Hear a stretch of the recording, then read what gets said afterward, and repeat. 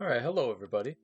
I don't know why my timer looped over like that. It we definitely weren't going to start in another hour. But hello everybody. Hello L. Hello Rain. Hello Blue Bubble. How y'all doing? How y'all doing?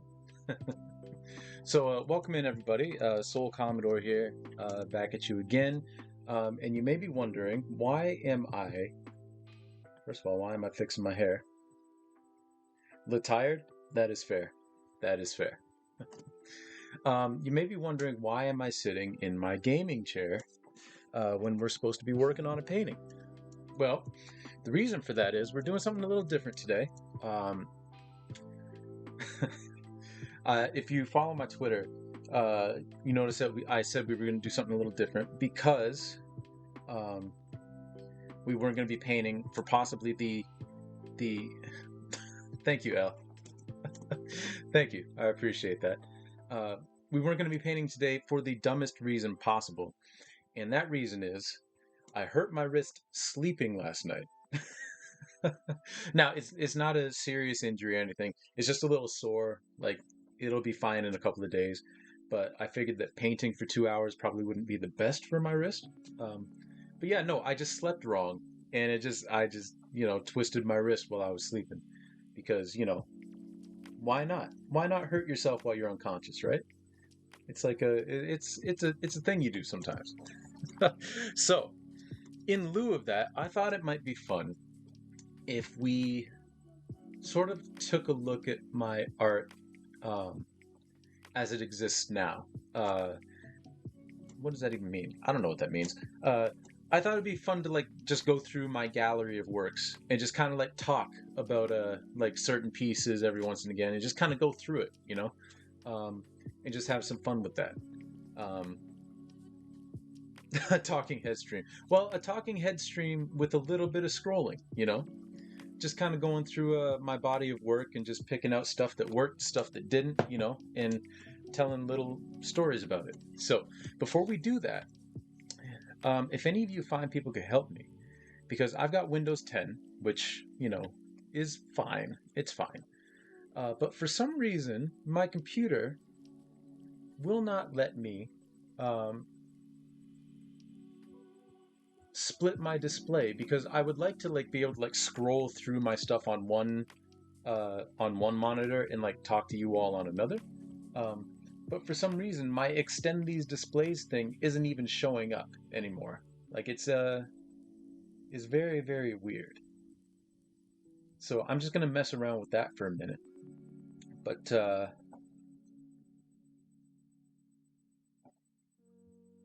in the meantime, how's everybody doing today? How y'all doing? I know that Rain said you were tired, and I definitely get that. But other than that, how's everybody doing today?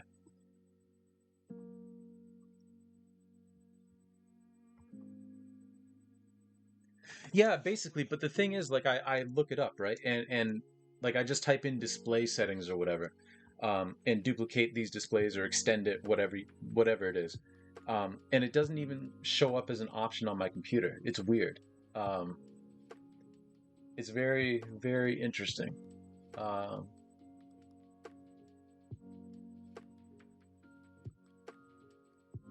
but let's see. Let's see. Um, oh, this person might have a. The stream is either going to end or this is going to solve my problem. So we'll see. Hey, we found it.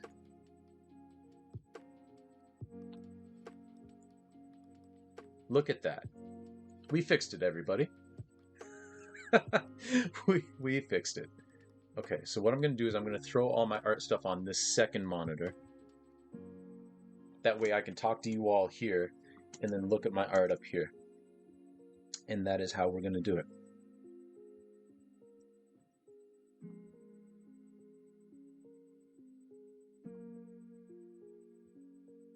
Oh, you don't have to apologize for that, Elle. I'm sorry that you don't feel good.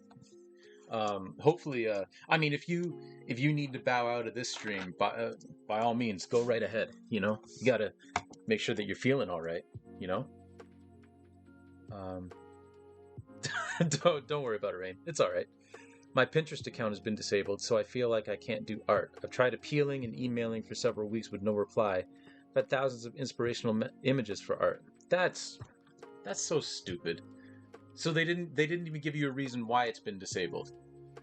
That's so stupid. I'm sorry to hear that, Blue Bubble. That's so dumb. Your attention is split. Hey, Gray Cat, welcome in. Welcome in. So I was just explaining to these guys that yeah, Pinterest is pretty evil. Um, Gliding in with lurky times. Hey, well, thank you for the lurk. I appreciate it. Thank you very much. I always feel like somebody's watching me. Um, yeah, I was just explaining to everybody, Grey Cat, that because I hurt my wrist while I was sleeping, and it's not a big injury or anything. I just kind of like tweaked it, so it's a little sore. I felt like painting for 2 hours probably wouldn't be the best for it, so we're just kind of going to go through my gallery of works and just kind of talk about it. Yo, Trip, 6 a.m. dead. That is fair. That is fair. Bots usually disable accounts. I think I was abroad when logging in, so that confused it. Oh, wow. Wow. Well, I hope that gets resolved eventually, like, and sooner rather than later. Um, Gray Cat, who's that? Never heard of him. All right, so what do y'all say we get started on actually, let me see what y'all want to start with. Let me do something fun right off the bat. Uh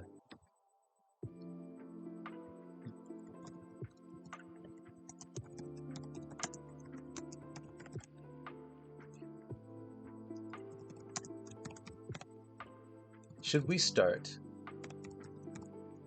at the beginning?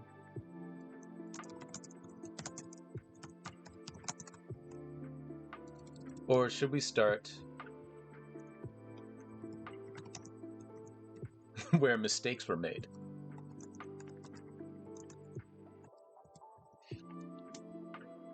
And we'll just do this for 2 minutes. 2-minute poll. There we go.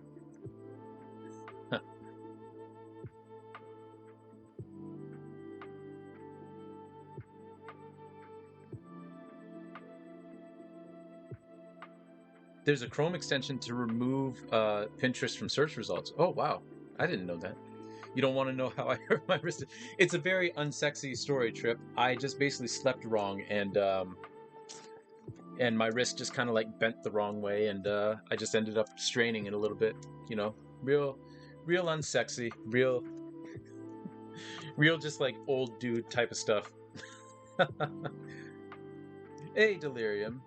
Yes, waking up injured. Don't you love it when it's my favorite thing, waking up injured? I don't use Chrome currently. Fair enough, fair enough. That is a cute emote. The Gray Cat Shock. I've been thinking about moving away from it as well. It drains RAM heavily. Yeah, I use Firefox. Because Firefox 2 also is much better for privacy. Which, you know, I've used Google enough that I don't really have any online privacy anymore, but, you know. Wow, I literally said I don't want to know. Well, too bad. All right, Grey Cat, enjoy your lurk. Enjoy your lurk. Thanks for hanging out for a bit, and thanks for stopping by. 32 gigs here currently. Took the opportunity to upgrade to 2 more sticks of it. Nice, nice. You use Safari. Trip did not consent. My bad, Trip. Now you know too much. Now you know too much. Okay, while this poll concludes, excuse me, everybody, I'm gonna go change my shirt because it's this polo is a lot less comfortable than I remember it being. So bear with me. We're just gonna put on my old trusty black sweater.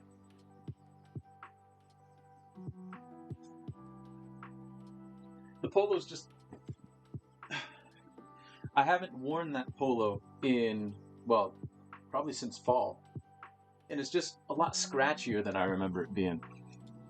There we go, that's better. That's better. Oh, don't worry, Trip.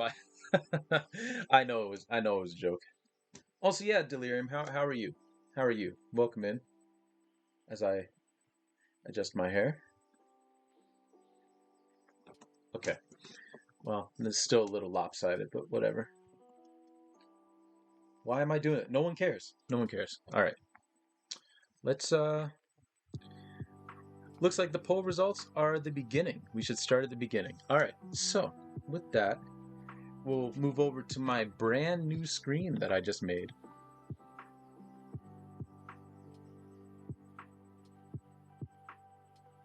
Oh, my FPSs went crazy for a minute there, but it seems to have settled down. So, we'll move over to my brand new screen. You care? Fair, fair. All right. So, we'll go to Art Tour, and here we have.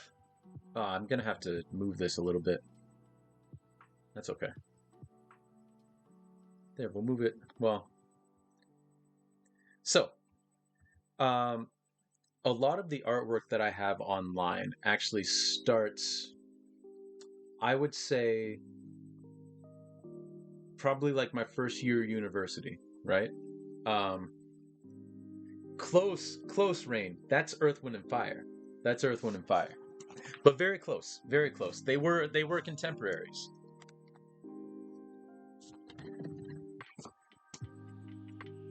Um, I'm glad you're doing well, Delirium.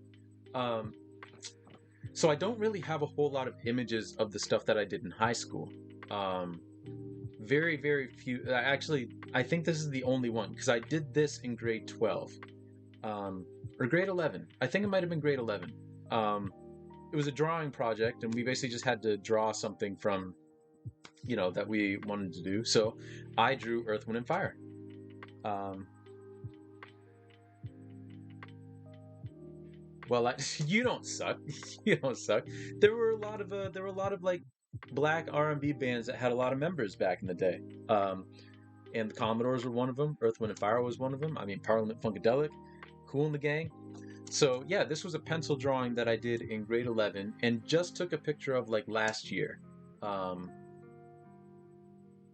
uh, or not last year. I posted this like a couple of years ago on Facebook.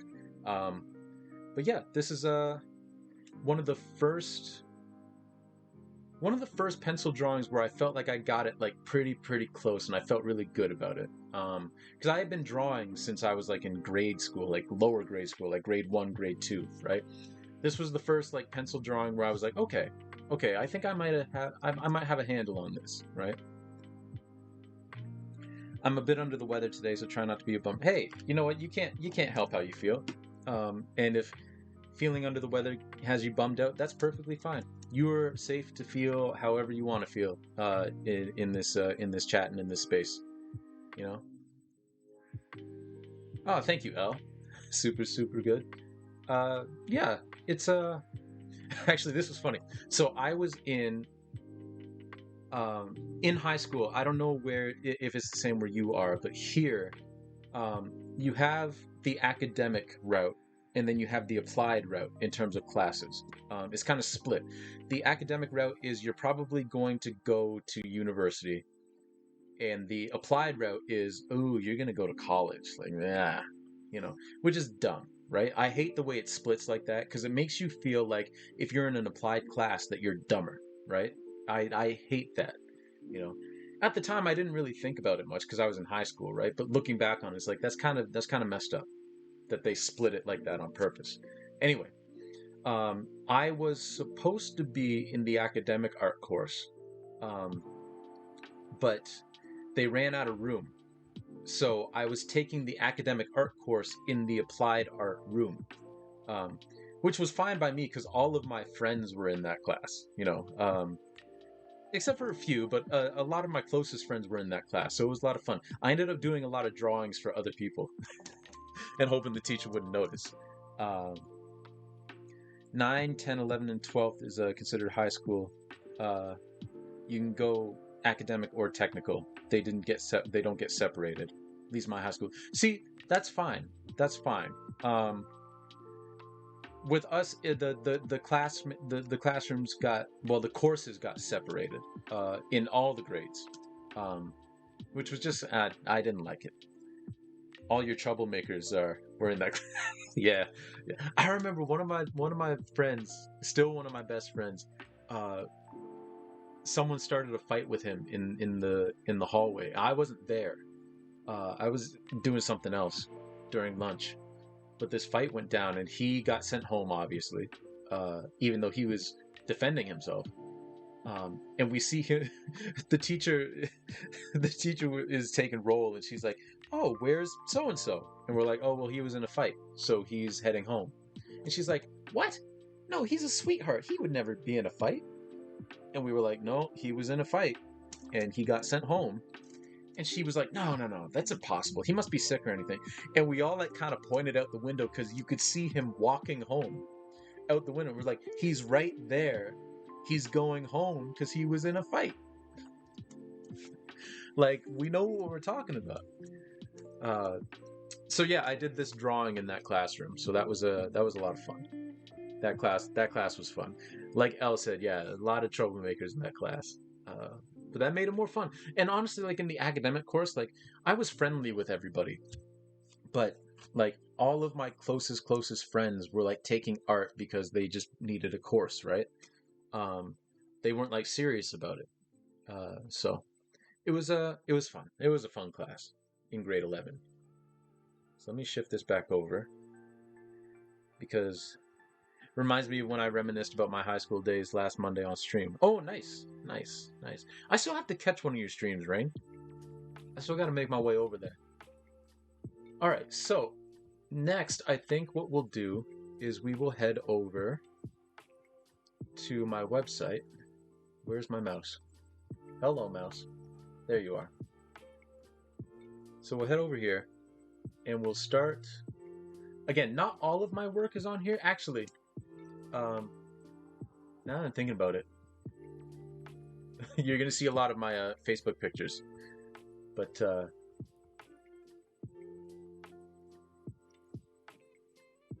if this could, there we go. We will go to my albums.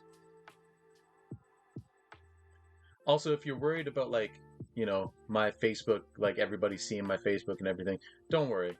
My Facebook is completely wide open, so anybody can see it. I'm just getting that set up because, okay, there we go. There are some things that I didn't put on that. Was it Jake who got bitch slapped? No, it wasn't Jake. It wasn't Jake. It was another one of my friends that you all haven't met yet. Another one of my high school friends. It wasn't Jake. I don't think Jake was in that course, actually. I don't think Jake took art, really. Jake wasn't really an art guy. So he wasn't in that class. Oh no, not Jake. Hey, Redrio, welcome in. Thank you. We're doing this because I stupidly hurt my wrist while I was sleeping.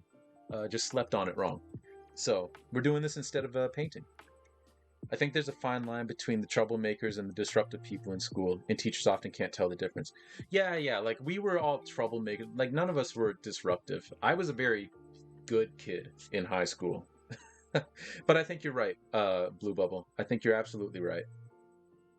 I feel like I haven't seen Soul often without the hood up. Yeah, I decided to switch it up today. Jake is into art now. Yeah, thanks, Rodria. I didn't think it was smart. I thought it was smart too. Okay, so now we're into my first year of university. And my first year of university, I didn't actually hold on. Let me get my bearings. We're not in the first year of university because I didn't really like anything I did in my first year of university. I will go over to my Facebook and show you some of the stuff I did in first year. These are a couple of paintings that I did in first year. We've got this one, which I'm not really a fan of. The whole project was we were to take like a whole bunch of like childhood memories and just paint them. And then we had to abstract it. So somebody actually bought this one. I don't know why, but this is the year of art. I'm telling you. I mean, I believe it. I believe it. I once talked back to a sub and got written up and everything. My counselor just kept me in his office until school was over. Well, that had to be really, really boring. Yes, yes, yes. Yes, the Nintendo is definitely there. The old Nintendo. Yep. And we have some football cards and some basketball cards. Got a picture of my parents. An old teddy bear that we had. An old basketball with the box. Because I really like the box because the box had all the logos on it. We have a dinky card. We have a keyboard. We have a super fan.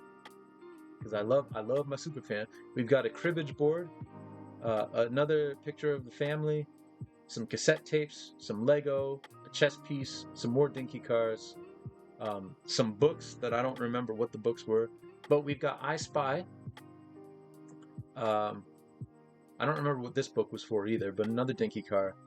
I Spy Mystery, which is my favorite I Spy book. A little picture of me. And, my baby blankie. And, of course, the Nintendo. The old Nintendo. I feel like there's something there, too, but I don't remember what that is. Oh, I think the picture's just sitting in a bucket or something. I don't know. And then we've got, the abstract one. It wasn't. It was the last class of the day, and the sub had to stick up their ass. They said I didn't have to do the work. I just had to pay attention, and then they told me to get my book out. The counselor sided with me. Oh, well, there you go. Yeah, I mean, if they're telling you that you don't have to actually do the work, and then tell you to like get your work out, like what does that mean? You know? Yeah. So this is from first year university, and I didn't like that teacher very much. My professor. She had a way of like really changing her mind on your work depending on what the TA said. So I wasn't a big fan of her. Yeah, not a fan of her. I remember I did a video project, and when I did the disc, I submitted it, but I tested it beforehand, and the one disc that I had skipped, right?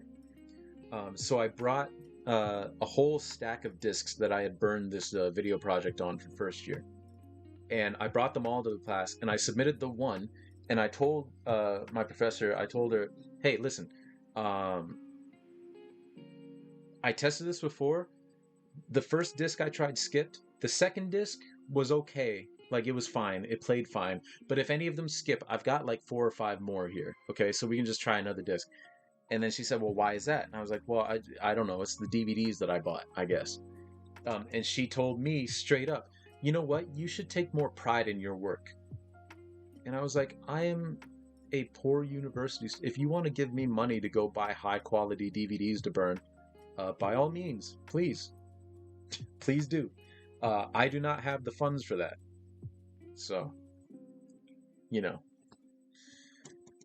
was not a fan of that. Was not a fan of that professor, and I didn't. Well, actually, no. I did like her work. I did like her work. At the very least, I did like her work. There were some professors that I didn't like, and then I saw their artwork, and I didn't respect their artwork because I thought it was trash. But that's a story that's coming up. Anyway, second year university, I met a professor who is a practicing artist, so I will give his name because he's a practicing artist that I like.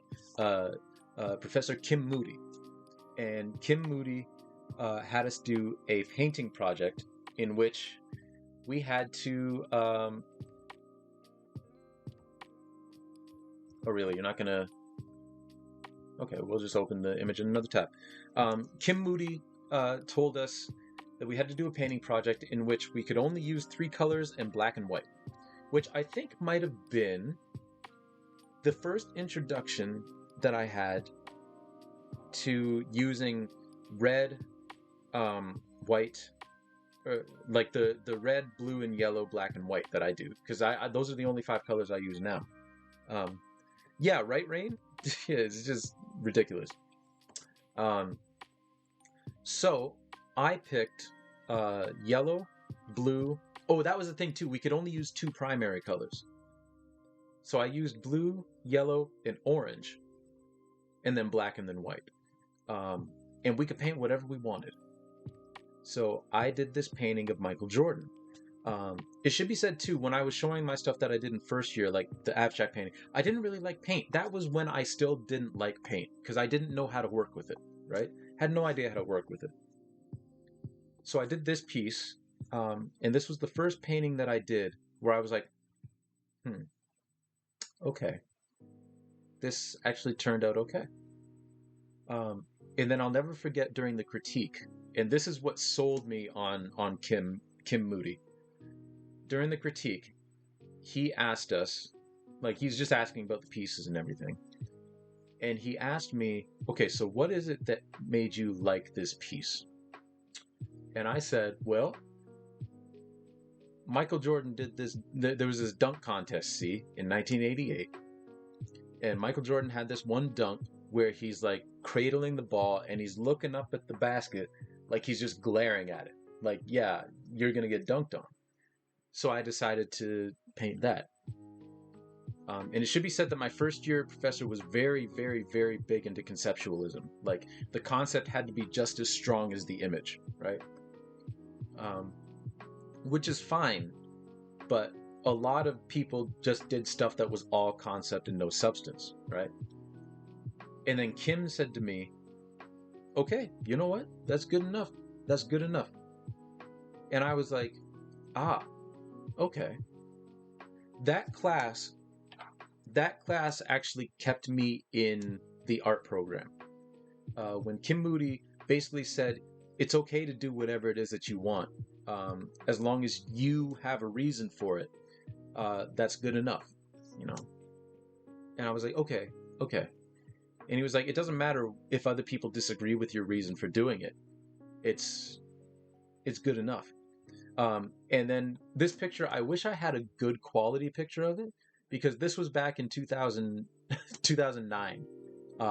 And the only camera I had at my disposal was my webcam, because I still had a flip phone. Like, I didn't even have a camera on this flip phone. Oh, thank you, Rain, and thank you, Trip. So this was the first painting that I did that I really enjoyed, and it's called The Air up there. And then the corollary to that picture was the very first charcoal drawing that I ever did, which was this one. And basically the way these charcoal drawings worked is I would draw a grid, and we'll see an example of that later. Actually, I'll switch over to the example now so you can see what I'm talking about. Bear with me. You might have to go to the next page for it. Yeah, so I did this picture of George Washington Carver too. So yeah, here it is. I would basically take the reference image and I would divide it up into grids, and then I would recreate those grids. Yo, Jake from the Woods. Welcome in, welcome in. We were talking about you earlier, about high school shenanigans, and how it wasn't you who got in a fight in that one art class. Well, during that one art class, but a friend of ours did. And the art teacher didn't believe that he actually got sent home.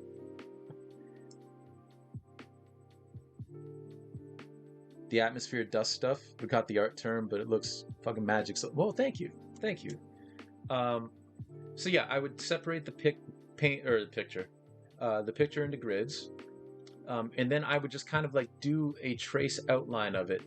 Well, not trace, like I wouldn't trace, because you can see this image is a lot smaller. I wouldn't trace it, but I would just go square by square and just kind of like follow the contours of everything, and then I would fill it in, right? Which is still how I do charcoal drawings. So going back to Windex, this is a picture. Oh, hold on, we're getting ahead of ourselves. This was a picture that I had in an old NBA, an old edition of Slam magazine, and this is a picture of Michael Cage, who was an NBA player, but this is him in college, playing for the San Diego Aztecs, and he was it's called Windex because he was nicknamed the Windex Man because he would clean the glass, which is a term for like rebounding the ball, right? He was a great rebounder. And that was the process that I used to like the grid thing, which was there's an artist by the name of Malcolm Morley who does that with paintings. Like he separates it into grids, but he does square by square, very tedious. I just kind of go all over the place.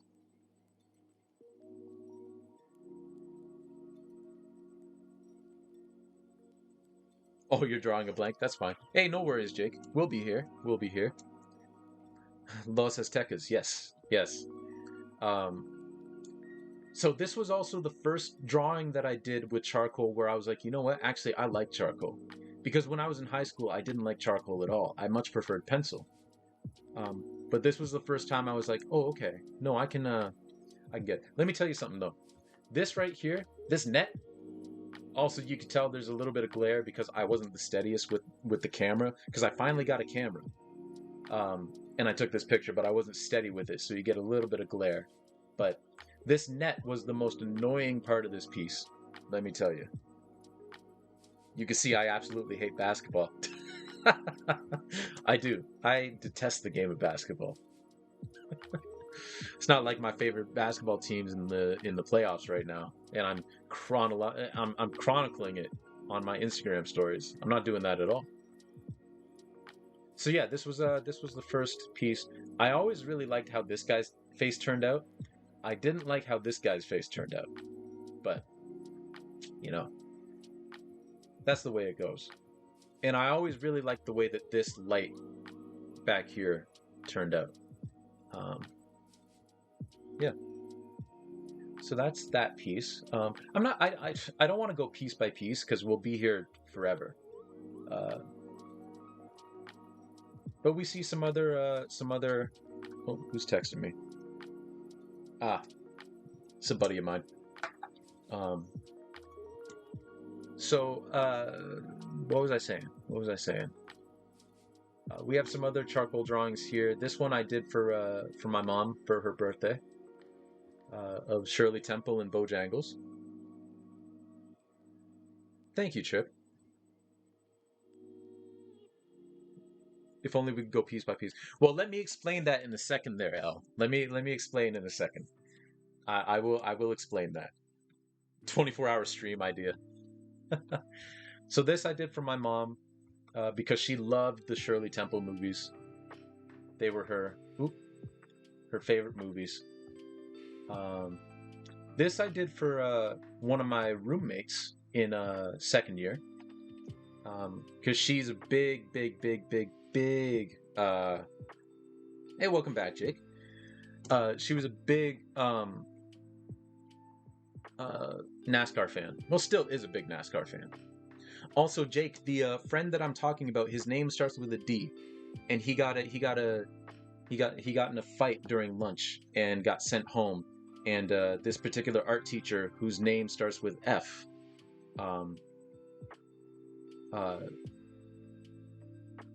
just straight up did not believe that he got sent home because he was such a good boy. But yeah, the redneck racing fan. Yeah, I didn't get it because I'm not a fan. And you can see this is also blurry because, again, I didn't know how to take pictures back then, apparently. But this was all very fun. This was all the challenge, like getting all this stuff in the background. So what I would do is I colored all this in black, basically, right? Just pitch black. And then I would take an eraser and just kind of like erase away all of these like little wrinkles and everything. Like anywhere that the light touched, I remember winning that NASCAR Fantasy League. You did. Okay, Jake, I'll whisper it to you. I'll whisper it to you later. Anyway. Yeah, that's another charcoal piece that I did. Now I'm sure Jake wants me to bring up Walter. And actually what I'll do is I'll jump ahead and do all the Walter Payton pictures that I've done. So this was the first one. All I can see is the Quiznos, and I want a sub now. Yeah, Quiznos was good. Quiznos was my favorite of the three sub places. Mufasa, that you? So this was the first picture of Walter Payton that I ever did, running back for the Chicago Bears. I wonder if you all can tell what my favorite element of this picture is, because I think it's you may not guess it. was. Too bad they filed for bankruptcy. Yeah, that is unfortunate. My favorite element in this entire picture, this entire drawing, is this 9 here. I just think that this 9 turned out super, super well. And it's my favorite part. My second favorite part is the way that this 59 turned out. Um, but yeah, so this was the first Walter Payton picture. Quiznos gave me food poisoning 2 of the 3 times I ate there. Oh, well, that sucks. That was thankfully I had a better experience than that with Quiznos, but yeah, that's unfortunate. I can understand having a little beef with Quiznos after that. So that's the first Walter Payton picture. And now we'll go to the second one. So we're going to jump ahead a little bit. And then we'll get back to these. But we're going to jump ahead just a little bit. This is the second one. Gravity is arbitrary. Because he liked to dive over piles. So here we got a little bit better. The crowd in the background is a little bit cleaner than the one in the first one. And you actually get to see a little bit of his face with his nose there. It's also a better quality picture, so I can blow it up bigger.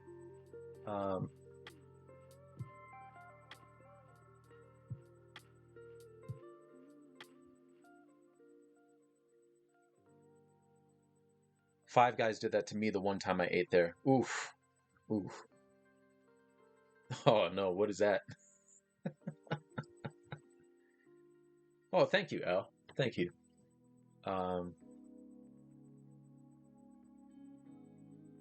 But yeah. So this is the second Walter Payton picture. And then the third one, I'm pretty sure is Jake's favorite. Because I did it for Jake as a gift. Thank you, Chuck. This also happens to be my favorite of the 3. Now, I will say that I was a little mean with this because Jake's favorite team is the Rams, the LA Rams, and then they were the St. Louis Rams before, but before that they were the LA Rams. If that's confusing, it's because relocation in sports does that sometimes. Anyway, this is Walter Payton playing against the Rams, on the Rams' 40th anniversary, as a matter of fact. But this one's my favorite too because I really got to get in there and really do Walter's face, But this one was fun. This one was fun. If Walter Payton has a million number of fans, I am one of them. If Walter Payton has 10 fans, I am one of them. If Walter Payton has only 1 fan, that is me. If Walter Payton has no fans, that means I am no longer on the earth. If the world is against Walter Payton, I am against the world. And now they're the LA Rams again. Yep. Yeah, so that's those are the trio of Walter Payton drawings. So let's go back to the first page and talk about these. So this was the first abstract painting I did after that first one in first year. Now, the fun thing about this makes sheep noises. The fun thing about this piece is we were asked to add like a kind of structural element to the piece. So all this stuff back here is actually 3-dimensional. This one I called Rainy Night in Georgia. I don't know why. I guess because of the blue. Jake, wow, football makes you eloquent. So this all back here, this is going to gross some of you out, and I apologize. This is all chewed up gum that I stuck to the canvas and then painted over. Because my mom and dad gave me like a gumball machine, like one of those little gumball machines, full of like gum, and then like a refill thing full of like double bubble gum or whatever. So, yes, I did put gum on my art, and then painted over once it dried. And that's what this piece is. So, fun fact about this piece: the house that I lived in, from 2nd through 4th year of university, this hung in our kitchen. Well, not kitchen, in our dining room. Jake saw it. Exactly, rain. A rainy night in Georgia. Um, so this piece hung in our dining room, um, and the landlord, my fourth year university, wanted to buy it. Uh, and I was like, I was young, so I kind of was kind of like, I don't know how much I want for it, and I waited a little bit too long. And I was like, okay, well, just get back to me with what you want for it, and then or what you're willing to pay for it. He never got back to me, and I never took this painting with me, so I have no idea where this painting is.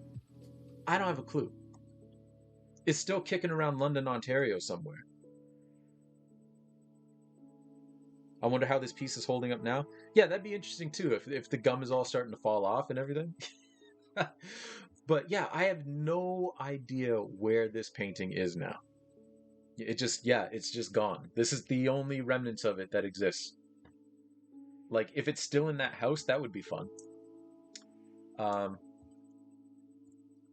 and then this was the first oil painting I had ever done. Um, Taken from an image that I found on Google. Uh-oh, file not found. What do you mean file not found? Weird. I think that link is broken. Anyway, this actually, you know what? It's over here. We'll show it on here because I've got it on my Facebook. There we go. I can't zoom in on it, but with my DNA gum, they could make more souls. They should make more souls. Then I could have a soul here. Souls for everyone. So yeah, this was a painting that I did. That's basically just an image that I found on Google, um, because I hadn't reached the point yet where I was kind of experimenting with what I wanted to do, um, and I would just, I mean, this happens with everybody early in their career if they're trying to do realistic stuff, right? They just kind of, I mean, not everyone, I'm sure, but I know I just kind of would find reference images and then just paint them, right? So this was one of them, of all these guys, like in the 1970s, presumably just standing outside a peep show. Um, Now, when I say that because you mentioned it earlier there, El, when I say that I can't really paint people, what I mean is when I would do things like this painting that I did for a life drawing class, right? Or a life painting class of this naked dude, right? Um, I wasn't very good at it. I didn't really enjoy it, so I didn't pay a lot of attention to it. I really didn't. I didn't pay a whole lot of attention to getting like painting features right when I was younger. Um, so like I can't just like get up and like paint a face from like just using the structural elements of a face and all those rules and all that kind of stuff.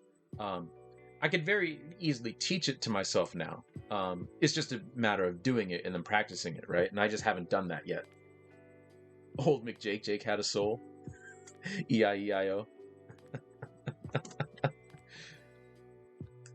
Everywhere a soul, soul. Um, all right, so let's move ahead a little bit. Oh, actually, I got to do this one picture that I did for my dad of a yeah swan dive because this receiver's name is Lynn Swan. Uh, and I really like how the background turned out on this one because you can see like this player in the background, someone standing here, and then just people in the crowd. Like this is probably my favorite crowd background that I've done. Um, and my dad is a huge Pittsburgh Steelers fan, so I did this picture for him of Lynn Swan making this diving catch in the Super Bowl. Um, a Super Bowl that my dad watched, not live, like not in person, but he watched it on TV back in like 1978 or 79 or something. Lynn Swan absolutely dunking on the Cowboys. Random thought, not going to do it because it seems too disruptive. I wonder what this stream would be if Soul sang this entire stream. It probably wouldn't turn out as well as the other one. It probably wouldn't. Super serial art strams when we are adults. Yo, Toxic, what's up? What's up? How are you? the channel points. Yeah, so this piece I did for my dad for his birthday, just like I did the other piece for my mom for her birthday. Okay, so now we're kind of in no man's land. I did actually I'll talk about this one in a minute. Um, I did this picture of Martin Luther King. Now we're moving into 2011. So I really was a fan of that piece, and did a picture of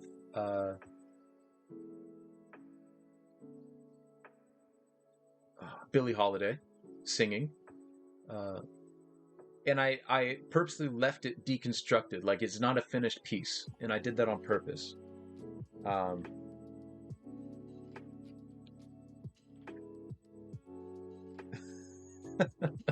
We won't mess with you. Fun listening to your art journey. Well, thank you. I want the art stories. No singing redeems. Thank you, Rain.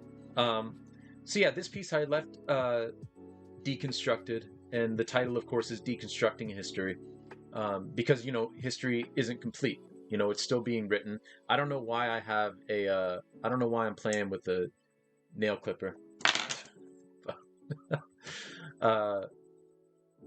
Now this piece kind of was inspired from a little piece that I did here.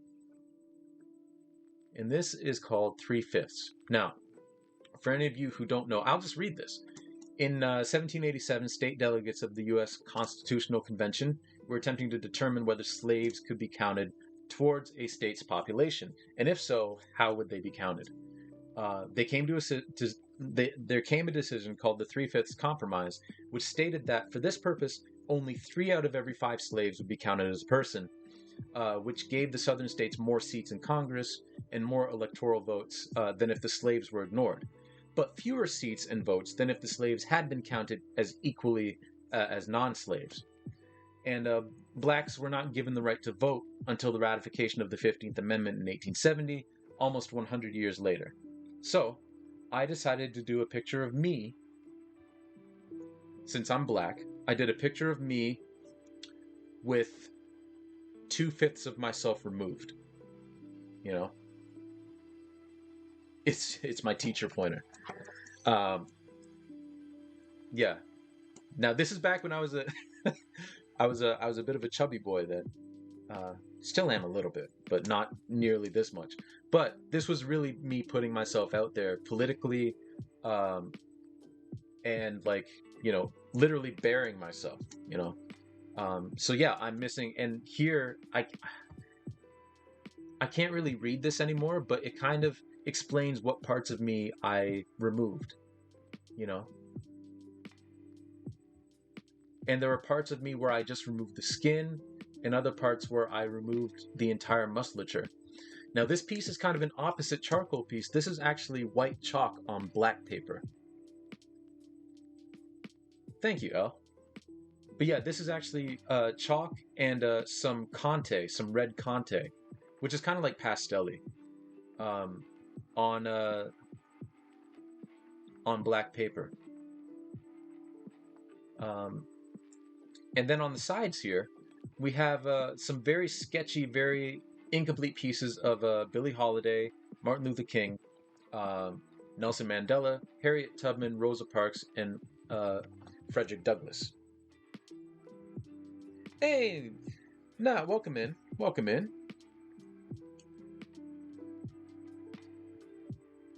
I love that style, but it's hard to make your brain do the thing. Yeah, I feel that. I definitely feel that. This piece is actually still in my childhood home in Chatham. Yeah, Nat, how you doing? Welcome in. We're just kind of looking through all my art, just kind of taking a walk through because I hurt my wrist, so I'm not going to do any painting today. Don't worry, my wrist is fine. It's just a little bit sore because I slept on it wrong. So yeah, this is I'll do a little close up of all these pieces.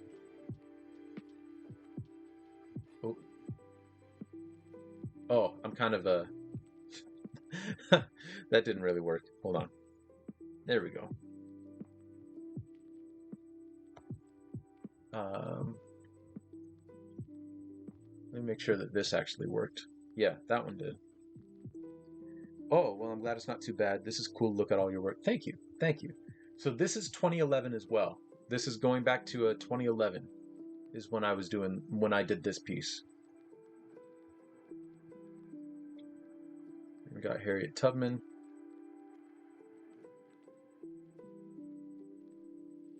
Now, the one thing I will say that sucks about this piece is, okay, so when you do a charcoal drawing, you spray it with a thing called fixative. And what fixative does is it keeps the charcoal from getting smudged. However, I learned the hard way with my left foot here, or my right foot, I guess, that you can't spray fixative on chalk because it's liquid. It just erases the chalk. So I had to redo my right foot. So learned that the hard way. But yeah, and there we got 21-year-old me.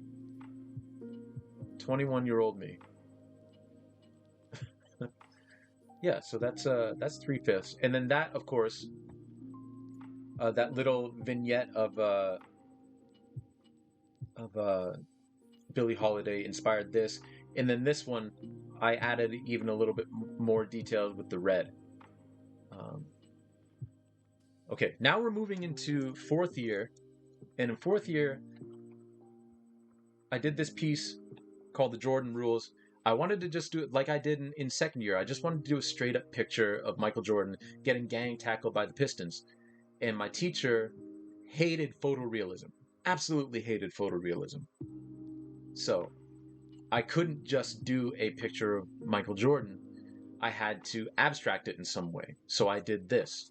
What I did was I just kind of, because it's oil paint, I just kind of took an afro pick and just kind of dragged it across the surface, right? Now, this is when I learned that I really loved classes where the entire class, the entire class got to do the critique of the piece before the artist had to speak on it, right? What made you go into art into college? Oh, I just really liked art. I felt like it was the thing that I was the best at. And my parents were like, yeah, go for it, you know? Um, my roommate in first year was shocked that my parents allowed me to go into art because art is not lucrative. And I was like, hey, man, I've got a lot of first cousins. And this, not to say that a university education is the be all end all of everything, right? You don't need a university education. You don't need a college education to be a successful adult, especially because success is defined by you. Um, but my parents were very proud of the fact that I was one of the very first of my cousins to actually go to university, you know. And I worked very hard in high school to get to university. So I could have gone to clown college and they would have been thrilled that I was doing something outside of just high school. Um, and then that same roommate got popped for plagiarism late in first year. Didn't get kicked out of school though, like he should have, but whatever. Yo, 8-Bit, how's it going? How's it going? Also, Jake, thank you for coming in. I hope you have a wonderful night. I hope you have a wonderful night. Thanks for popping in and having fun with us. Ooh, the pick makes it more special. Yeah. Yeah, I guess it is midnight for you, Jake. Yeah, go get some sleep. Go get some sleep. But yeah, 8-Bit, how you doing? How you doing? We're just kind of going through a timeline of my art pieces through the years, starting in like university. So this was a piece that I abstracted for. Okay, so what I was saying was, so the class got together because I had no idea what this piece was supposed to mean, right? Because I just wanted to do a picture of Michael Jordan. So the class was like, you know what? It seems kind of interesting that this piece is like a marriage of art and sport and how conflicted it is, in that it's very messy, like you can't see it. It's almost like static, like you paused a VCR and you can't really see what's going on because of all the static, right? And it's kind of like how sports is obscured from the art world. Um, and I was like, yeah, you know what? That sounds good. That sounds good. And I was just going to tell them that they were right with that. And then the professor got to me and I was like, listen, to be honest, you asked me to abstract this, so I abstracted it. That's the only meaning that's behind the piece. That's it, you know.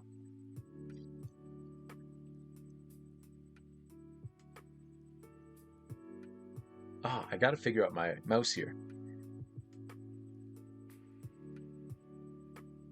Yeah, definitely hope that you feel better, uh, Al. Nice, Rain. Congratulations on the clock out. Good luck with the commute. And you're back. Yeah, your commute is awful. Oh yes, happy Cinco de Mayo, everybody. Um, so I put down here the progress pics. So we've got that one.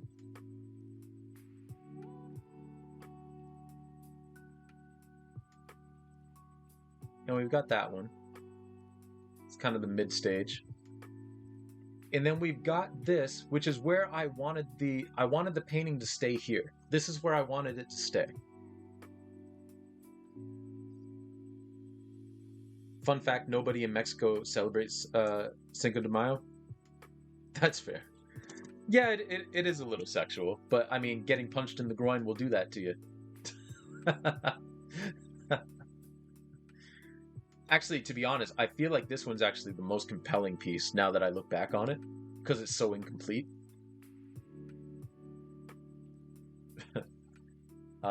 So yeah, that's Jordan rules.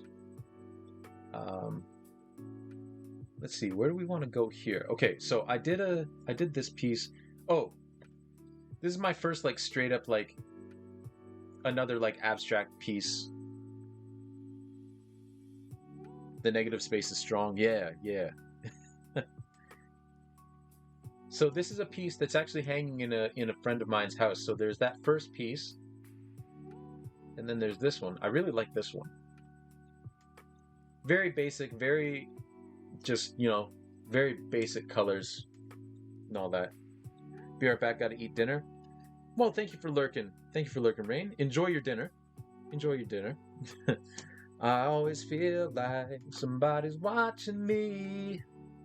Appreciate the lurk. So yeah, these are kind of based on these two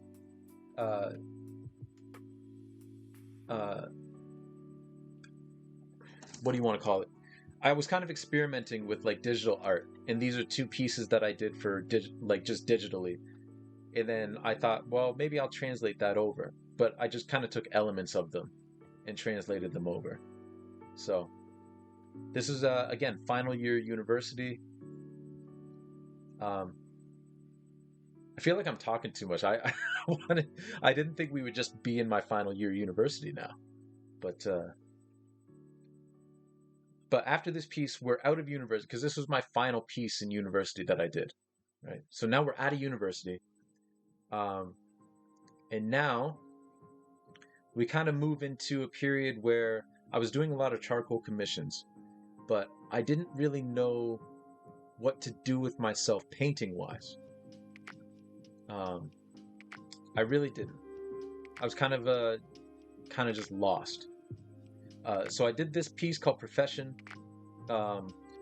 which is another series, kind of thinking about stereotypical jobs that we hand out to different races, and I focused on Black people, and I found that most people, like I'm just reading this, but I found that most people visualize Black people as athletes,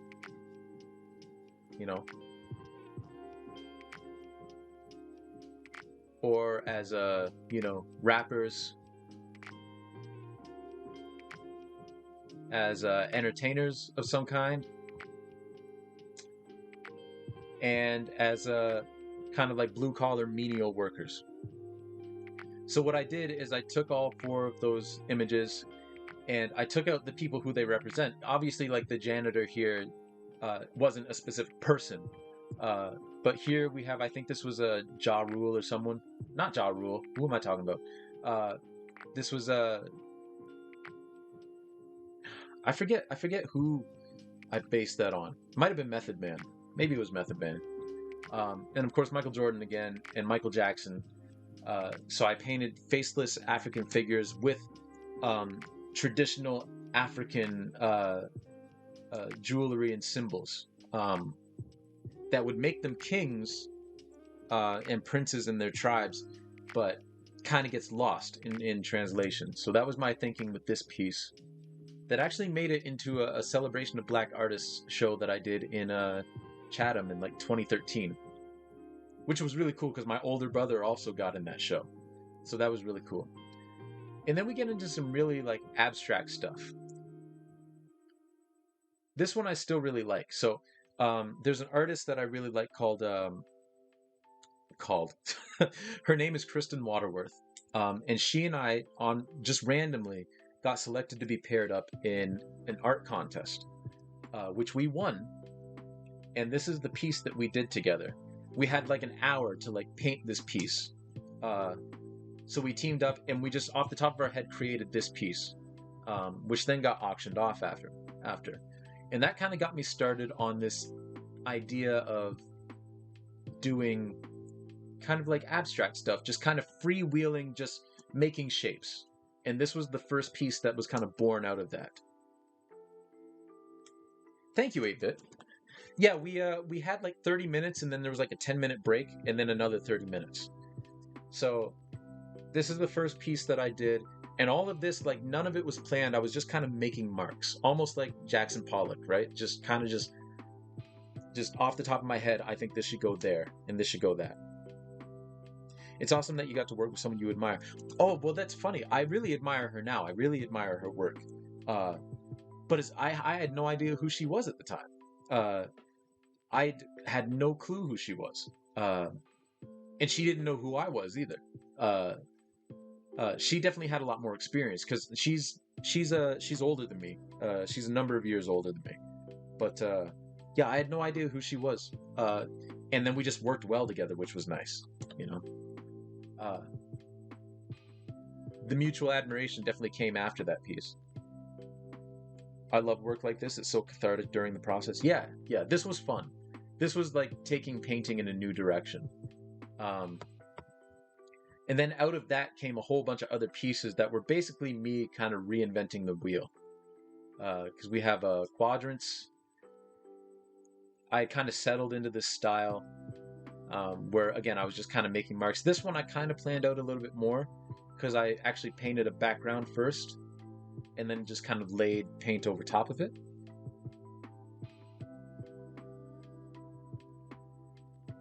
And this is all 2013.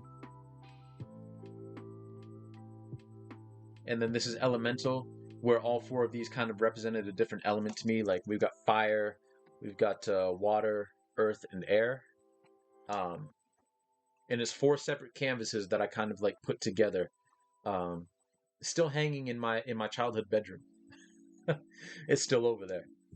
But I will say by this point, because we're getting toward the end of 2013, I was kind of losing steam with this kind of like abstract work. To be honest with you, I was really starting to kind of get burnt out on doing this kind of stuff with paint. And we have like little variances where I did this triptych where I just kind of like dripped paint on the canvas and let it run with a lot of water.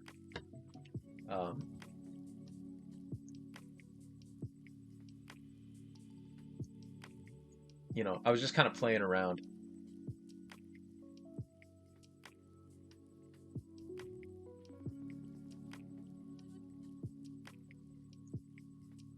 So it was about this time, because we're gonna go into this abstract collection. Reminds you of a subway map? Yeah. This one, the yellow one actually kind of reminded me of like headlights in the rain. If you hadn't like, you know, done your wipers.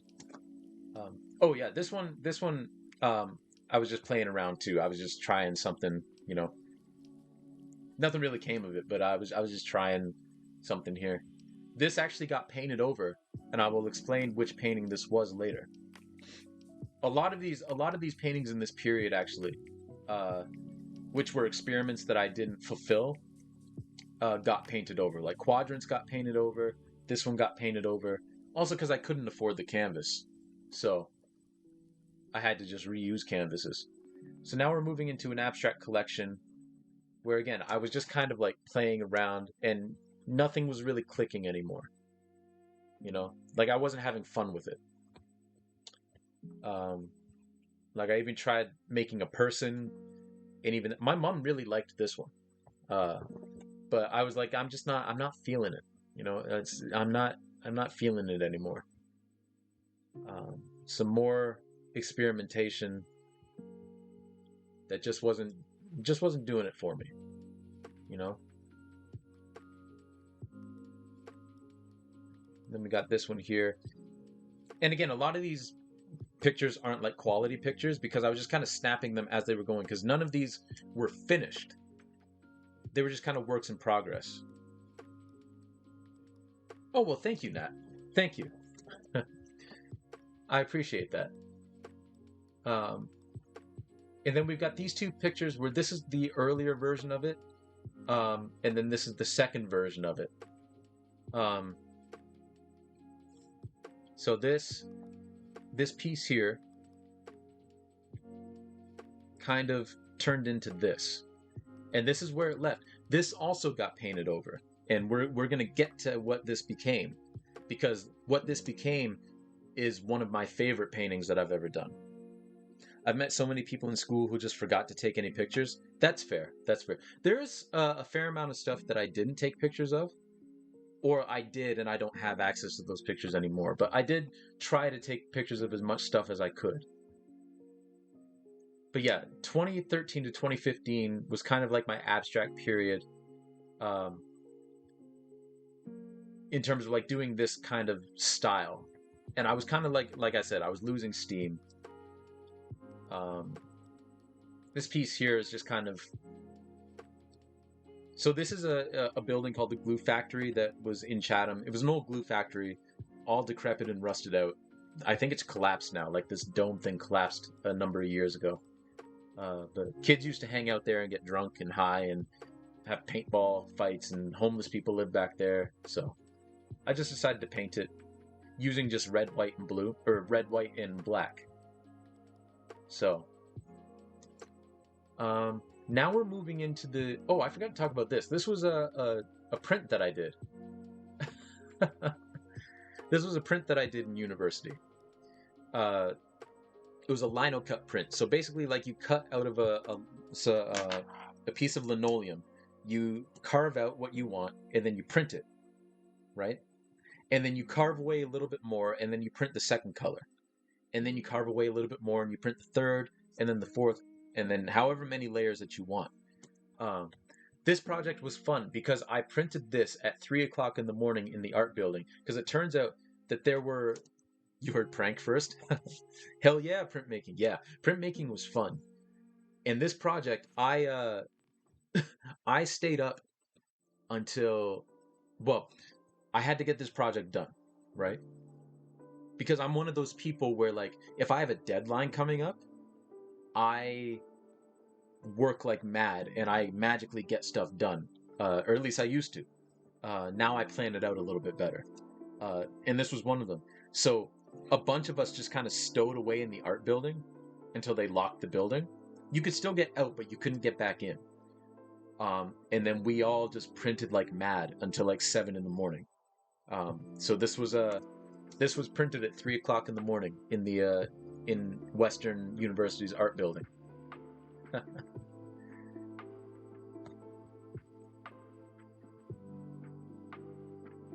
Mood until the custodians kicked you out. Actually, the custodians were done. The custodians would actually work through the day. They wouldn't actually come after, at least at your school. Nice. Well, actually, there was one custodian. He was a Russian dude who was really, really cool. He was really dope. He was always cracking jokes. He didn't care who was in there. He just, as long as you didn't get in his way, like stop him from doing his work, he couldn't have possibly cared less that people were in there. Okay, so now we're moving into a period of art where I call, I don't know, the Enlightenment. Basically, this is when I first realized that, you know what, maybe I've got something here. Also, you can tell that I like to fidget with stuff. You had custodians come and lock the doors for all the important rooms, which was so rude. I mean, I do get it, but at the same time, yeah. Okay, so now we're moving into end of 2015, moving into 2016, right? So first things first. Oh, this was another print that I did. This was an etching that I did.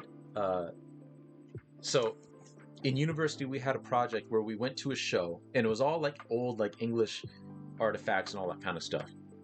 And there was this tapestry, this old Celtic tapestry or something like that, that had a person on horseback in the middle.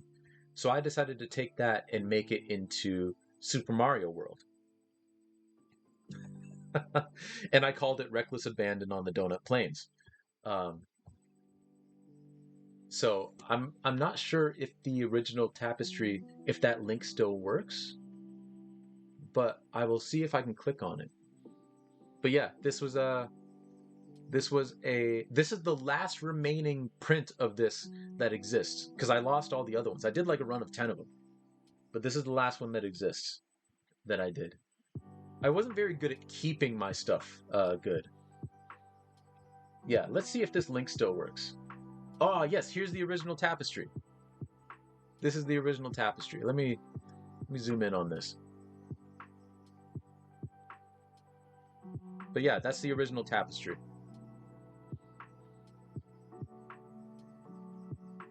So yeah, I kind of repurposed this into Mario. So yeah, that's Reckless Abandon on the Donut Plains. So that was something that I added that text after, because the original print didn't have that text on it. I printed that text on it, but the print that I had didn't have the text. Horses are hard to tapestry. I said, yeah. And then we've got this piece, Jesse Martin and Ralph, again 2013. So we got Martin Luther King Jr., Reverend Jesse Jackson, and Ralph Abernathy, and they're standing on the patio where Martin Luther King would be shot. So yeah, at the Lorraine Motel in Memphis. Minutes after this photo was snapped, because I kind of broke up the photo into three, because here's MLK's shoulder here. Minutes after this photo was snapped, like, Martin Luther King was murdered. So now, I did this representational piece called Nightfall. One of my aunts loves this piece. It's hanging in her office. And this is 2013 as well. This is kind of where I started wanting my art to go, instead of the abstract stuff. But I also didn't feel like I was good enough at this kind of style to get away with it. Now, I could have just practiced it, obviously, but being 23, I was kind of like, no, I know what I'm doing. I didn't know what I was doing. Those of you who know Toronto might recognize this as the Scotiabank Arena. Thank you. Yeah, it is fun. We've got our first foray into clouds. I got better at clouds, but this isn't too bad. So yeah, I really, really liked this when I created it. It was really, what art school did I go to? I went to a Western University. Well, it was the University of Western Ontario then, but now it's just Western University. So it wasn't actually an art school. It was just an art program at Western. Yeah. So we've got that piece, which at the time was my favorite piece that I had ever done. And one of the most, like this says, one of the most personal paintings that I had ever done. Inspired by a late night conversation that I had with a friend. I don't remember the details of that conversation anymore. Lurk, dinner's ready? Oh, no problem, Nat. No, enjoy your dinner. I always feel like somebody's watching me. Ah, Redry, you too. Hygiene time. Fair enough. Well, thank you for coming in. Enjoy your lurks. I always feel like somebody's watching me. Thank you, Redria. Enjoy your time. I always wanted to go to a Toronto School of Art. Yeah. I wanted to go to OCAD, the Ontario College of Art and Design, And I got into OCAD, but I decided to go to Western because of a girl. That didn't work out well. Um, like there wasn't any big fallout or anything, but like I took her to prom and then found out she was going to Western, so I went to Western. Um, and then we never ended up dating because I was too shy to even like ask her out. Any major regrets? Um, I wouldn't say major. First of all, let me rant to y'all about regrets. If there's anybody out there who truthfully within themselves says that they don't have any regrets, I mean, more power to them. I don't want to call them liars because they may be telling the truth, right? I don't know. I'm not in their mind. But I think most people reasonably have numerous regrets. I have a lot of regrets. What I refuse to let, and I think this is what having no regrets is supposed to mean.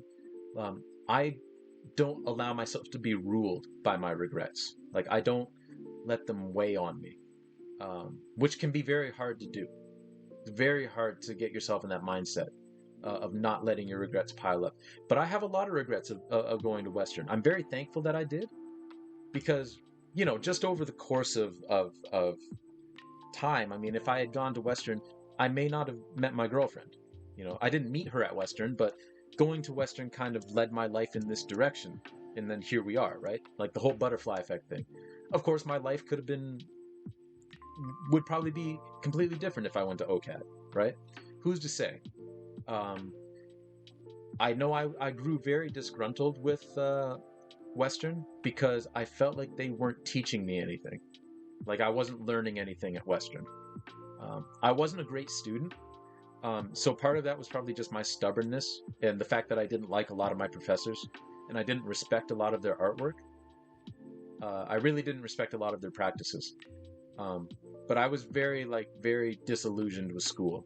Like I'm paying, well, I'm getting myself in this much debt to learn absolutely nothing. So, you know, uh, I do kind of wish that I had gone to OCAD, but at the same time, I'm glad that I didn't.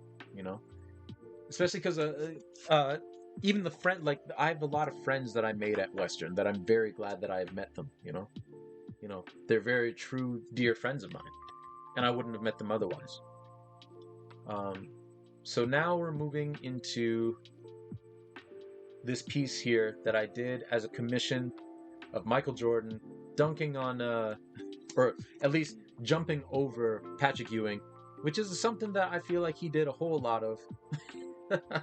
A whole lot of. Um, so this is still like one of my favorite pieces that I've ever done.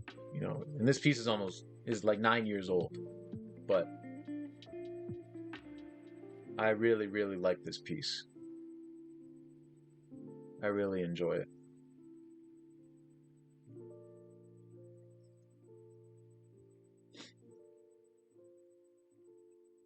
Yeah, this piece is dope.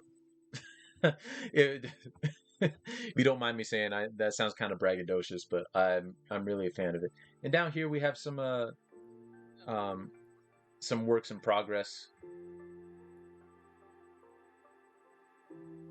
Oh well, thank you, 8-bit. Thank you.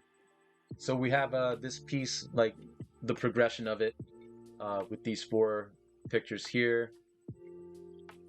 You see where it started. Also, I mentioned this before. If you're drawing people and faces and you're kind of doing it in this style or any style, my tip to you is when you're drawing them out, turn the picture upside down, because our brains are stupid.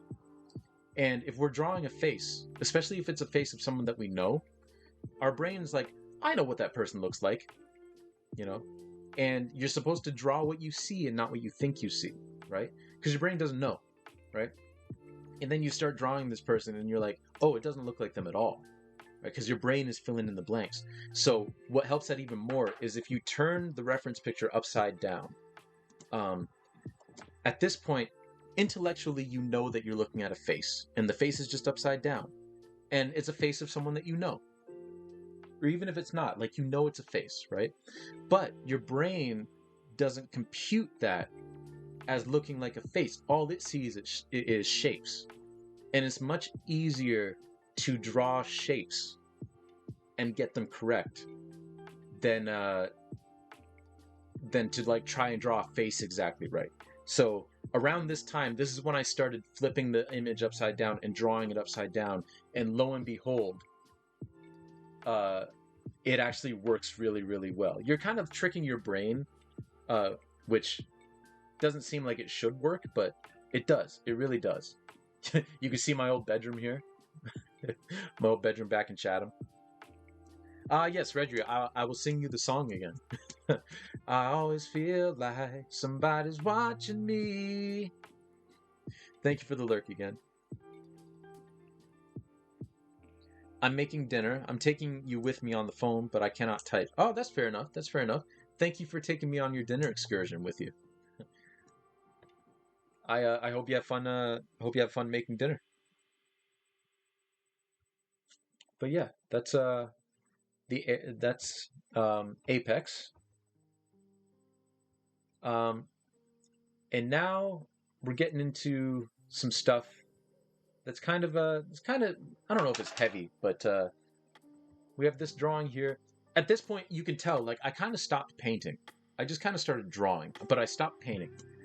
This piece here in 2014, Catch 22, I'm the actual reference photo. It was me like doing this with my hands, and taking a picture of myself. And this was basically about how difficult it is for people. Whoops.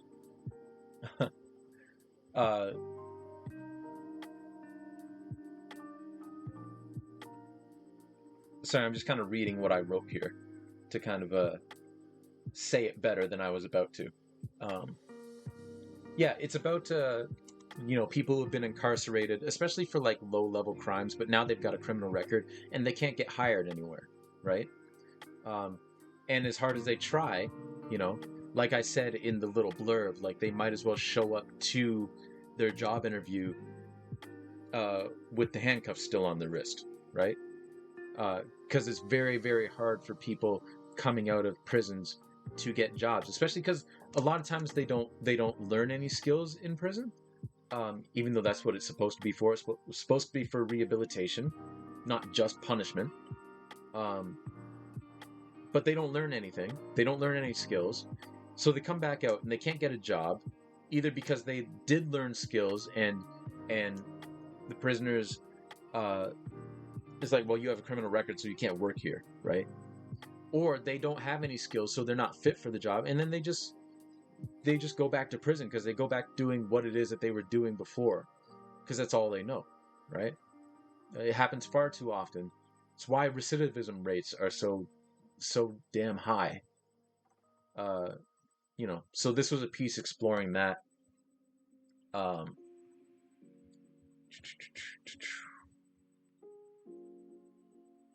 And what's the next piece? Oh, I did a Christmas gift for one of my aunts, of her and my paternal grandmother. This is a picture of them. That's my aunt. That's my grandmother. Called it Grandma's Hands, after the wonderful. Why am I blanking on his Bill Withers? After the wonderful Bill Withers song "Grandma's Hands."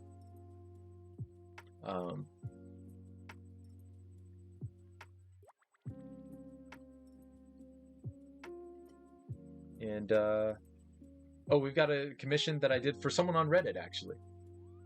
Two of them, actually. So someone wanted a picture of Joakim Noah of the Bulls. I did a lot of pictures of Bulls players, mostly Michael Jordan.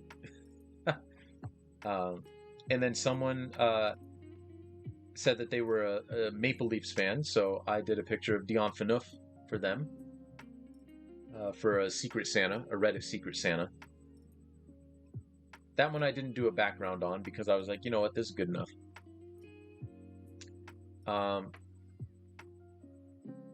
And this is a picture that I did of Jules Winfield, Pulp Fiction. I did this for a buddy of mine that he has hanging in his house. Oh, let me move my mouse out of the way. But yeah, this one I really enjoy how his hand turned out. Like this was, like all the wrinkles and everything, I really enjoyed how his hand turned out. You know, really big fan of that. And this marbling on the burger. I like how the light was hitting it there too. That was fun. Okay. And then this piece coming up is another charcoal drawing. Again, you could tell like I stopped painting for a little bit. I completely stopped painting. Um, this is a commission that I did in 2014 again. Um, this person wanted me to do this picture of a friend of theirs standing on a hay bale. So I did. This is a very small piece. It's like maybe like that big. But this was a lot of fun because this was the first time I had ever really done trees. Here in like the hay bales. That was just done by, again, like just filling this in black and then just kind of erasing with a very thin eraser on the end of a pencil. And then I always really did like how the back of her shirt turned out and the jeans and all that, how the light hit it. Yeah, this piece turned out pretty well, I think. And then before we get into some heavy stuff, we have this piece, Ghosts, which I did in 2015. At the time, this was the biggest piece that I had ever done. It was 40 by 24. There was a show at the Thames Art Gallery in Chatham, Ontario, called Chatham Kent, Yours, Mine, and Ours, which was all about like how great Chatham Kent is and all that kind of stuff. And I couldn't stand it because Chatham was basically a shell of itself by that time. And it's like, I mean, it's a nice place to be and all that, but this here is the old Navistar International plant. Chatham used to have a whole lot of factories. It was very industrial, industry and agriculture were its main exports, if you will. And one by one, all of these factories were shut down. And this one, the Navistar International, was so, like, it employed so many people. And then they shut it down. And now all of these people, like my dad was a social worker. He had to work with families who worked at this plant. And then all of a sudden lost all of their income. And now they're living in a motel. Like they had a house. And they had savings. But because this plant shut down and there was no other work for them, because all they knew was working in a plant. And all the other plants in the area too. Like all the way down to Windsor, all the way up to Sarnia, all those plants were closing as well. So they had nowhere to work. So they ended up like living in a hotel, and my dad would like get them like food stamps and stuff like that. You know, make sure that they had food to eat. And we're talking like families, you know. It displaced a lot of people. So that's what this piece represented. Because this was a picture of Navistar that I actually had to take off of Google Images, like Google Maps, because the plant wasn't there anymore. Like they tore it down prior to 2015, right? All it was this empty lot with this chain link fence and these barricades and just nothing. So I had to kind of piece it together and collage it together, and then I used a fan brush to paint in all this mist like a ghost. Like this is a ghostly image of the plant, you know.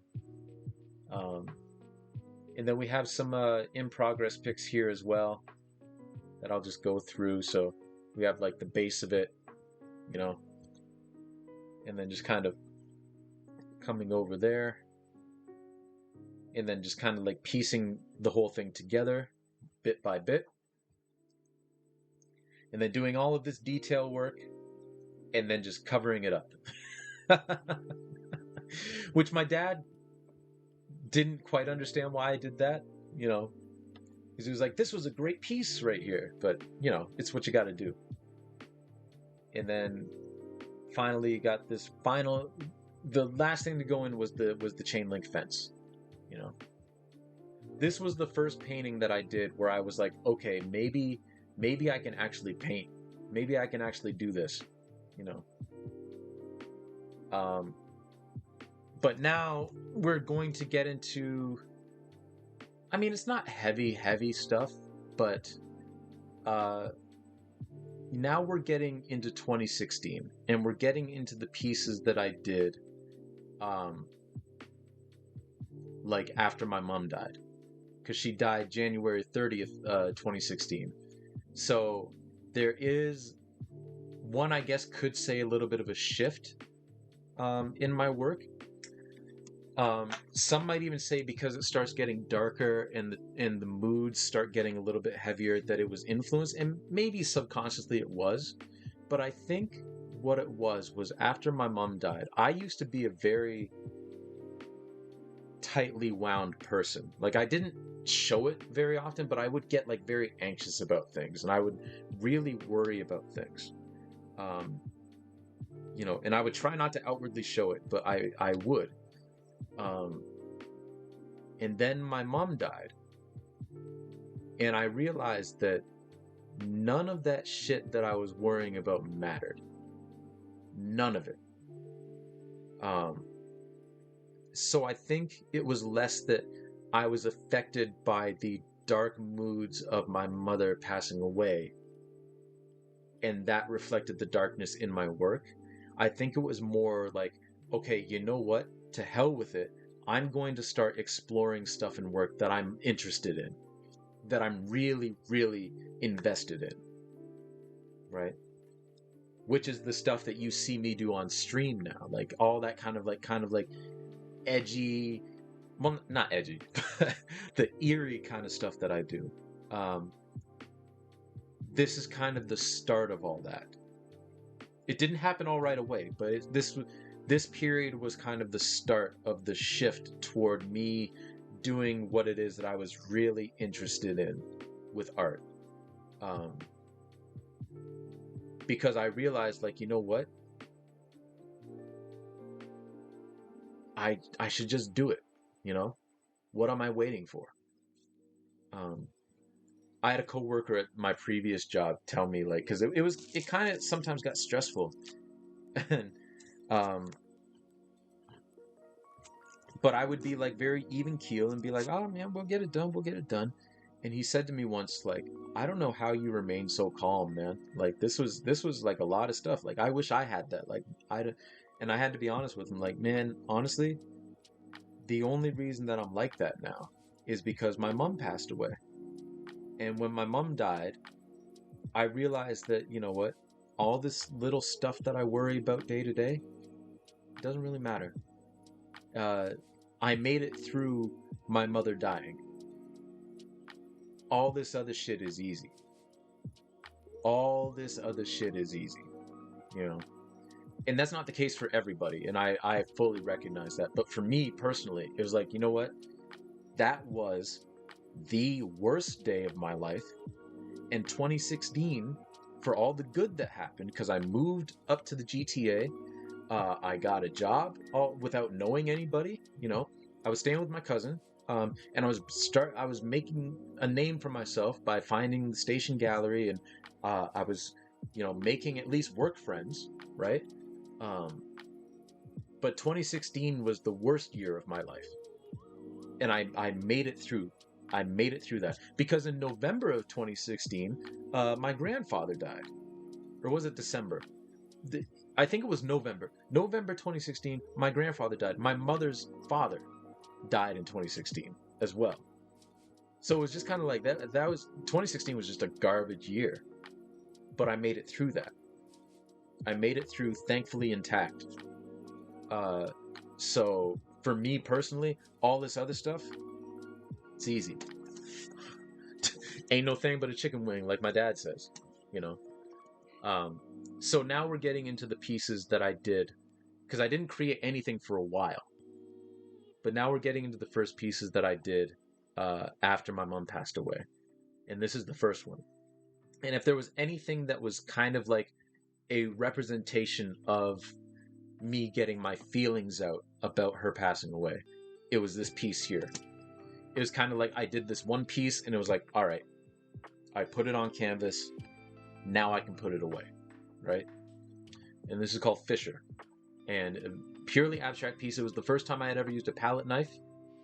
And you can see that I really like using palette knives now.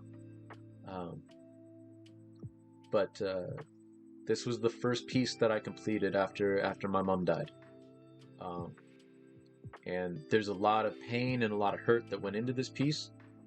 And, you know, again, thankfully, I came out of it the other side, uh, pretty much intact, and you know, I have a lot of affinity for this piece because it got me through. It got me painting again. Because again, this was the first painting that I had done since like 2014, like 2013, 2014. I didn't really paint much. Like I was doing those little abstract things that just didn't it didn't land, right? Like no, I didn't like any of them. Uh, and then I did ghosts, and it's like, okay, maybe I'll go in this direction. But even still, like I didn't really get into painting until now, right? Yeah, no problem, Redria. I mean, I think it's important to um I think it's important for me to share that because a lot of my mindset in the way that I approach things, including my artwork, comes out of that event, right? Um Even if like I said, the darkness in the pieces is just because I like dark shit. I like horror movies. I like thrillers. I like kind of like stuff that makes you go, ooh, I like liminal space. So all of that was kind of laying in there, um, just in the background, but I didn't want to put any of that on canvas. But then when my mom died, it was like, okay, I mean, what am I waiting for? Like, I should just do what it is that I want to do, because like otherwise, like what's the point, right? Well, I'm glad to hear that 8-bit. Um, you know, so this was the first piece that I did, and then out of this,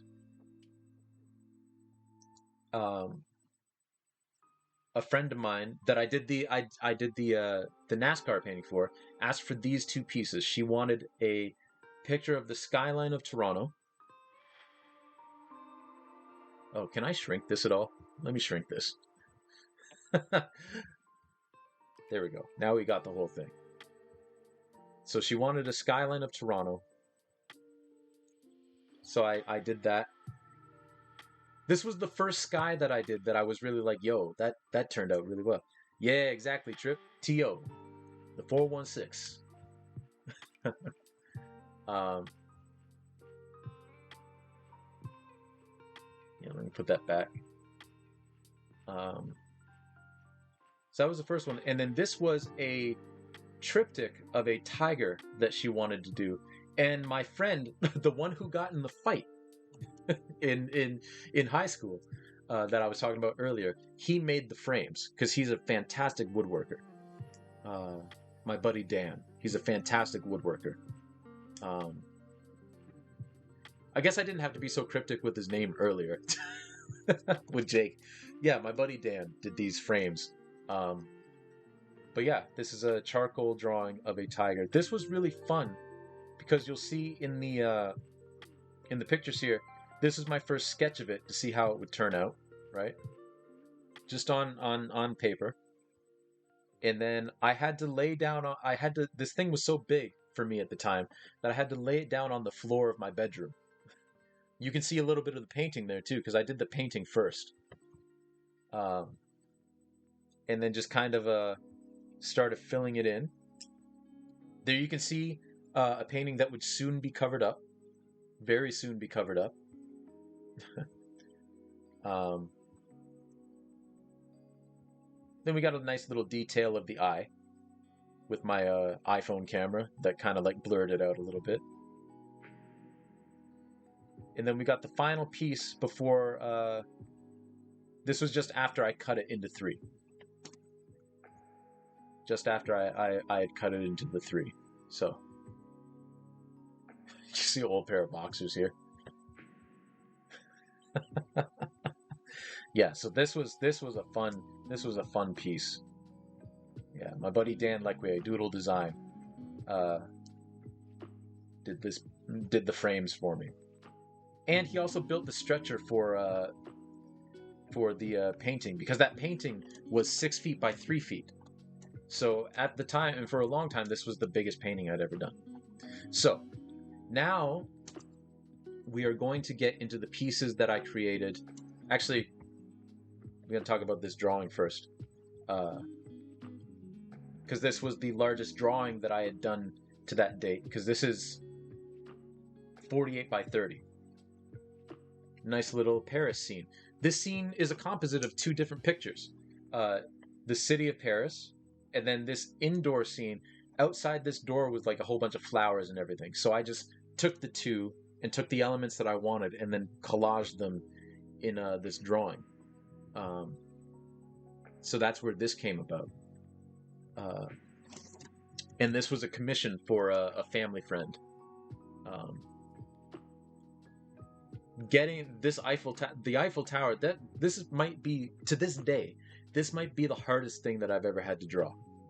This was so difficult and so time consuming, but it ended up working really well.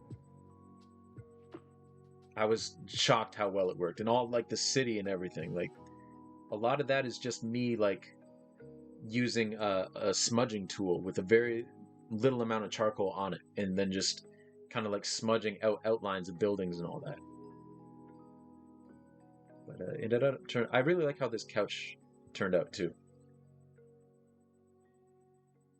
But yeah.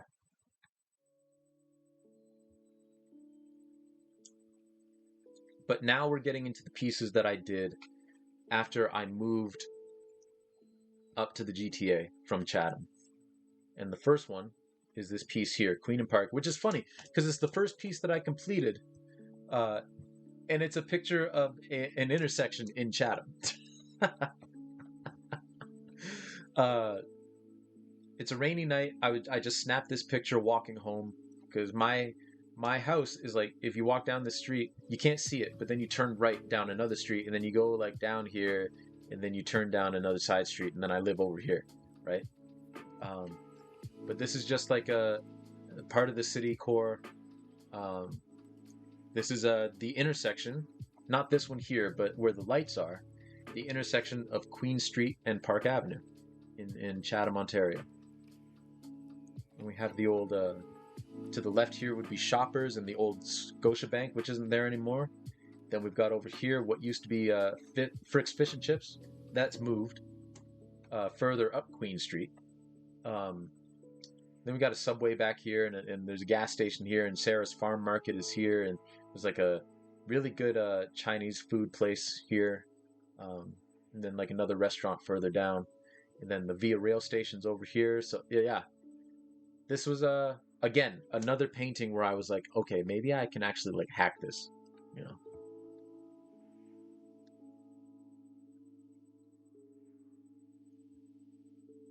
And then this was another piece. Actually, I apologize. I did this piece before that other one, because this is still 2016. And like this says, this painting kind of launched the trajectory of my painting style. This is called Shroud. And I still didn't really have a handle on how to do lights like this yet, but I threw them in there just because. But we have a nice little car driving through a forest at night. Got a little illumination here, and we've got the trees. You know, we've got something foreboding back here, you know. And that kind of like this all too, like this painting had no reference image. Other than like I used Google to like figure out like what does a car look like at night, you know. But other than that, like this was completely solely out of my head. So my sister has this painting now. I just realized we're not going to get through all of my thing within the next 9 minutes. So the next stream that we do for art on Sunday, I might start wherever we leave off here. Actually, not even might. We will start here, and then we'll have some extra time actually to paint afterwards. Because we might be able to do a 4-hour stream that day. So I might spend 2 hours going through all this stuff. Now, y'all might have remembered earlier I was saying, let me actually just go back, that I had painted over some pieces, including this particular one here. Well, this painting, let me just go back, became Trespass. Yeah, I hope so too, 8-Bit. I hope so too. Really? I did Trespass before I finished Queen and Park 2? I guess I did. I'm a liar. Anyway, so you can even see like there's still some of the paint because I laid it on kind of thick with some of the abstract stuff. You can still see some of the paint from that that piece coming through. But this piece was the first piece where I went, whoa, okay, this is what I want to do, right? This is the kind of stuff that I want to do. Now, this is based on a reference picture that I took at an old workplace of mine in Chatham, the Wish Center. In the Wish Center, when we closed for the night, it was up to me to like go turn off all the lights, make sure all the doors were locked, set the alarm, and then leave, right? However, for whatever reason, the men's locker room light would never turn off, right?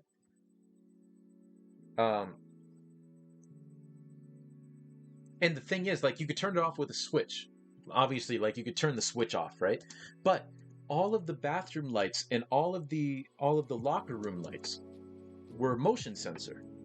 So something was keeping that sensor on. Now, I'm not going to sit here and say it was something supernatural, you know. There was some weird shit that happened in that building. But, you know, I'm not going to sit here and say it was something purely supernatural, but it always kind of creeped me out that something always kept that light on, you know, and it was a motion sensor light. So I just kind of took a picture of this while I was turning the lights off in the gym. And you can see this little reflection of light because the main hallway lights were still on in the main lobby. So that's kind of reflected here. So this was really a play of like dark and light, which is my first love when it came to the next run of paintings, is playing with the idea of dark and light. Because I was doing that with my charcoal drawings anyway. Because you kind of have to. Charcoal's very dark, and you know, the light parts are very light, the paper. And I wasn't sure if I could capture that with paint. And then someone told me, and this is all acrylic. Yeah, the last oil painting that we did was that Michael Jordan one that I had to abstract. That was the last oil painting that I had done. But I had someone at the Station Gallery who was watching me work on this because they had open studio days, saying like, "Oh my goodness, you're really good at light." And they were referencing like this part here, like the reflection off of the floor. And I was like, "Oh, thank you," you know, because I still sometimes have a hard time knowing how to accept a compliment. But at that time, it was the first time that anyone has ever said that to me, that like I could capture light that well. And I was like, okay, well, maybe we'll explore this some more with the pieces coming up that I have in mind. So this was the first foray into like where I am now, where like I'll take a lot of reference pictures myself. That way I'm only like I'm not copying someone else's work, right? Like someone else's photo. This is my photo that I turned into this painting. I always really like the the little outlet here. It's like it's a little dirtier than it probably should be, you know. So I really like this piece. I really do. And this is kind of the formative piece. Trespass is the formative piece that really kind of served for the trajectory, even more so than Shroud. Kind of like was like, this is the direction that I want my art to go. So, with that being said, I think this is a good stopping point for now. Stopping on Trespass. So we'll get to Trespass 2 and Home and all of this other stuff next time on Sunday. So, with that, let me switch scenes over here. Yeah, so I want to thank you all for tuning in and listening to me ramble about my art. Hope you enjoyed it. We will pick up where we left off today to start the stream. Oh, Come on. There we go. My frame rate's dropped again. We will pick up where we left off this time on Sunday. Because that'll be the next art stream. So Sunday at actually it might, if my frame rates would please. Okay, calm down.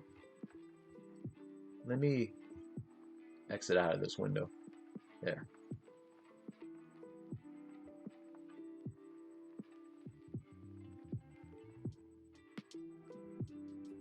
Okay, are you gonna behave or are you gonna like settle down? Okay, there we go. So Sunday, the stream will either be at 11 a.m. or 9 a.m. It depends, because my girlfriend's gonna be on the water that day coaching. So we might start earlier, and then we'll do the 2 hours to start the stream right back where we started or where we ended here. And if it starts at 11 and we only have the 2 hours, that's fine. We will just do the 2 hours on this, you know, and then we'll get back to painting on Monday. But yeah, I hope you all had fun. I want to thank you all for coming out. It was a little bit of a different stream this time, a little bit of different format, but I hope you enjoyed it. Again, just because I wanted to rest up my my wrist a little bit, you know. So, with that, what do you say we go find somebody to raid? I think that sounds like a fantastic idea.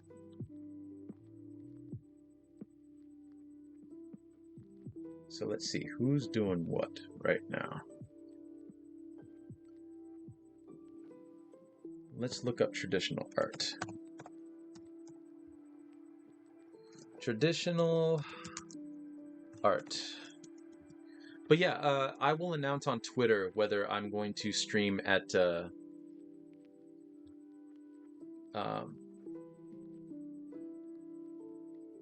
okay, I guess I just have to search art and then look up traditional art. Okay, fine. I will announce on Twitter whether the stream on Sunday is going to start at 7 a.m. or 7 a.m., 9 a.m. or 11 a.m. Eastern, of course. Okay, traditional art. Let's see what's going on.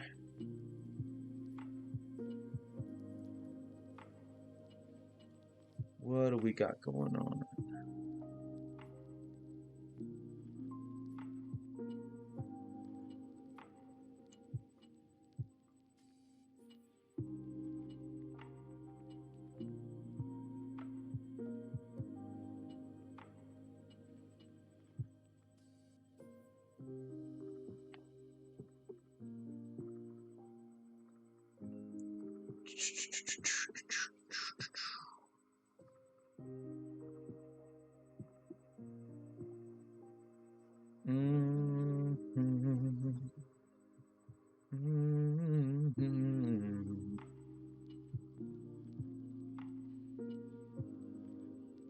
Let's see. What's this person doing?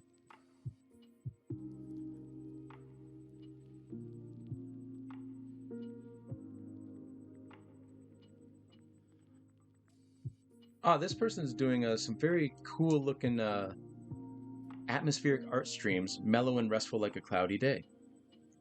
Well, let's do that. That sounds like fun. Okay, we're gonna go raid Cloudy Kite, everybody,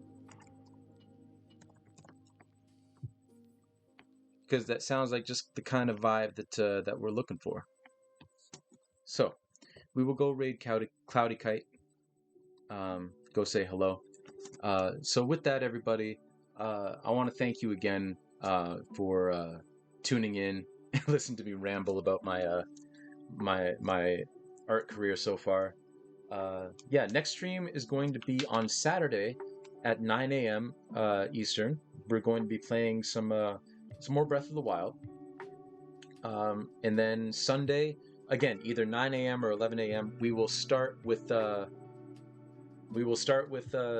what we were doing today. We'll start off where we left off.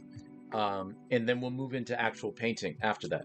Or if we start at 11, we will just do this, and then we'll actually start like actually physically painting again on Monday. Um, but yes, thank you for letting me get real with y'all. I really do appreciate all of you. So yeah, we're gonna go say hi to Cloudy Kite, and yeah, thanks again, everybody. And thanks for tuning in, Redria, and everybody else.